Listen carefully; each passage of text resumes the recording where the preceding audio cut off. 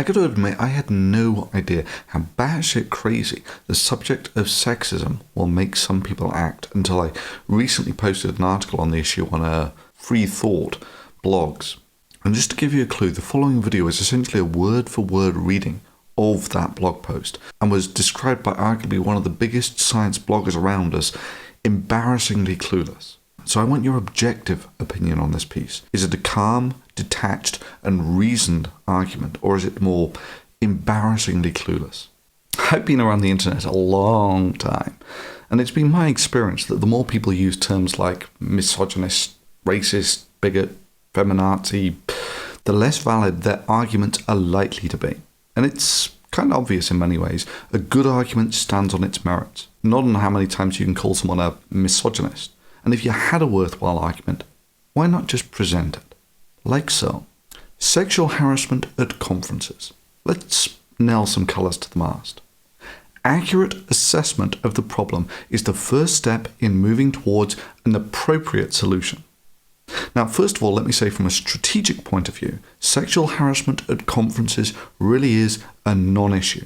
And if reading that has pushed some buttons, I want you to calmly unplug those emotions and put them in a box, take a deep breath, relax, and read the rest of this reasoned argument.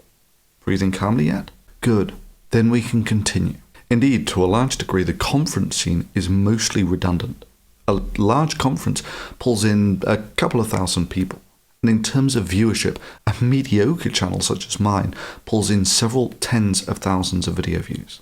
Then, of course, many of these lectures are repeated from conference to conference, and virtually all of them are available online. Put simply, if your primary focus is on the conference scene, then in the internet age, it's probably misplaced.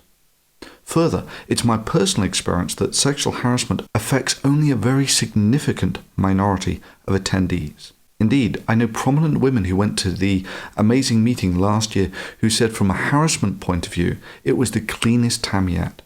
Battle fought and game won. So the full scope of the problem is a minority of a minority. As such, do you really think that this is a priority target where you would get the best bang for your buck in terms of focusing hard-won resources or focusing the attention of the online community? Now, that's not to say that conferences are obsolete, that they clearly have a functional role to play, or that sexual harassment isn't a bad thing.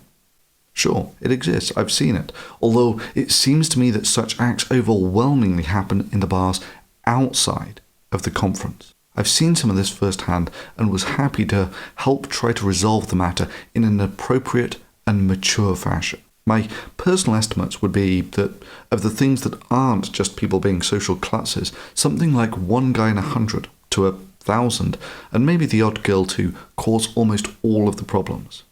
My straw poll estimate from half a dozen such meetings is that harassment that goes on in such bars is a little different from what you would find in practically any other bar in the country.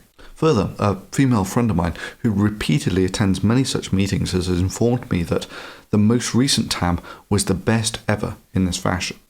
This really isn't a big problem. Straight shooter, I calls them like I sees them, and that's my strategic assessment of the extent of the problem. And such problems can of course be dealt with quickly and discreetly without spoiling the fun for everyone else, which is the modus operandi for most nightclubs. So why the 50% drop in the attendance at the amazing meeting? Well, like many things, it's likely to be a mix of factors, but I can tell you there's a reason why nightclubs typically advertise themselves with a little subtext in the bottom left-hand corner saying management reserves the right to refuse admission and does not advertise themselves like this. That sexual harassment is endemic here and we need policies to enforce it and to police it, and that there's a 3-page legal documented entry stating permitted and non-permitted behaviours. Because, 1, the level of warning suggests that the issue is far more problematic than it is in reality. I've heard talks at such conferences from prominent activists in the community that literally suggest that merely to turn up at such talks will get you rape threats, etc. Hundreds of atheists have informed me that either they wanted to rape me, someone should rape me so that I'll loosen up, or that No one would ever rape me because I'm so ugly. Look, let me be honest. Repeatedly publicising rape threats from trolls simply shows a crass lack of personal judgment and an immaturity in dealing with the interwebs, rather than a secular community ridden with men looking to rape women at conferences.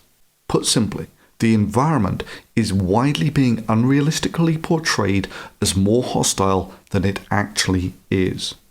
If your goal is to encourage women to attend such events, highlighting troll comments as representative of the conduct at such conferences is both willfully reckless and counterproductive to such a cause.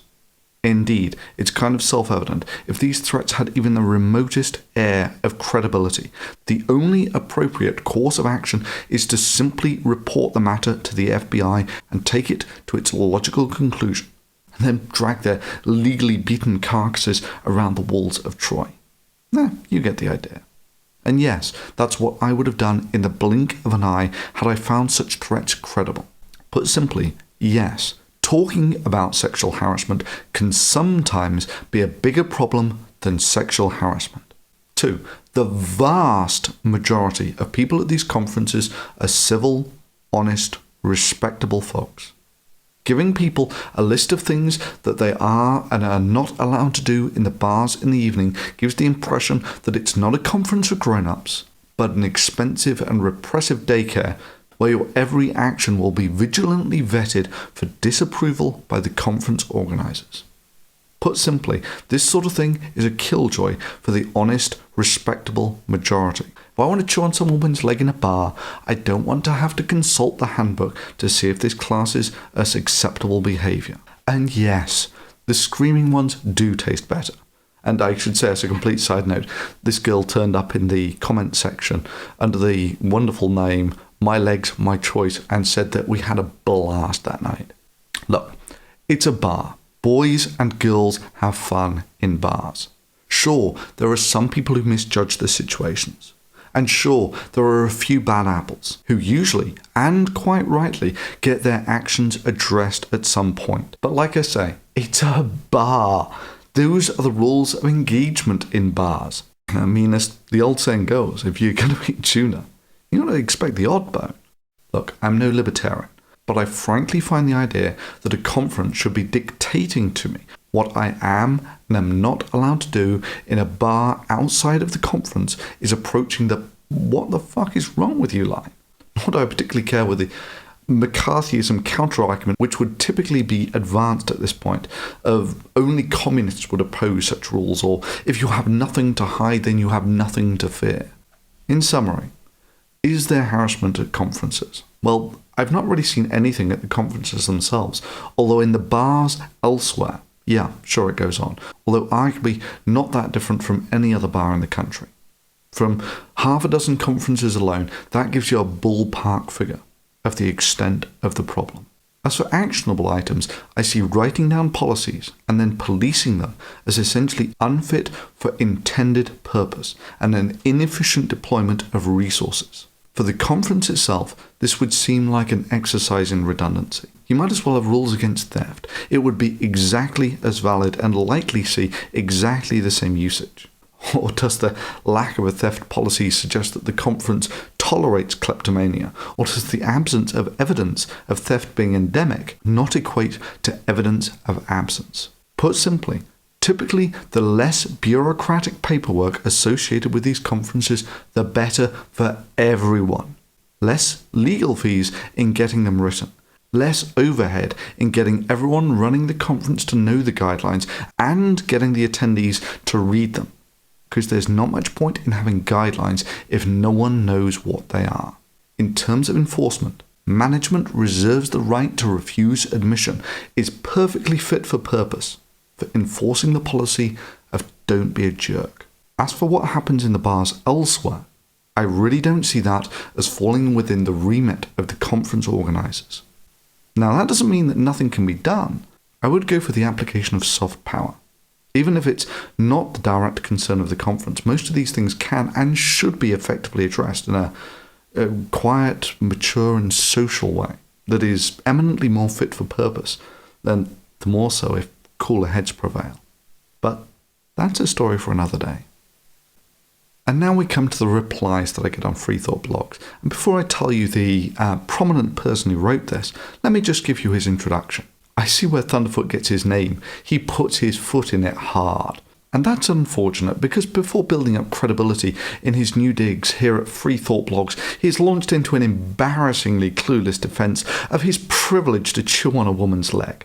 I'm tempted to tear every sentence apart, but the structure of this post is so flimsy, I'll just knock out a few of the rickety bits. PZ Myers continues later in the post. Thunderfoot does not get to determine how people respond to threats. Only threatened people get that option. And his solution, which is to ignore all threats except the ones where you bring to the FBI, where they have them arrest someone, is so laughably black and white that it suggests he's entirely oblivious to the situation. PZ Myers continues later in the blog, but here's the contrast with Thunderfoot's argument. He thinks that it's either something you ignore or something you call the FBI to handle. I think every rational person would agree, no, you don't call the FBI or the local police to handle a nuisance hitting on you in a bar. That doesn't mean it's something you should encourage or tolerate. No means no. It would be nice if conference encouraged intermediate levels of reaction, somewhere between bye, I'm not attending this conference, and boom, I'm calling in a SWAT team. But the real irony is this little bit in the middle of PZ's reply, which is, if you want to chew on a woman's leg, no, you don't have to consult the conference handbook. You have to consult the fucking woman.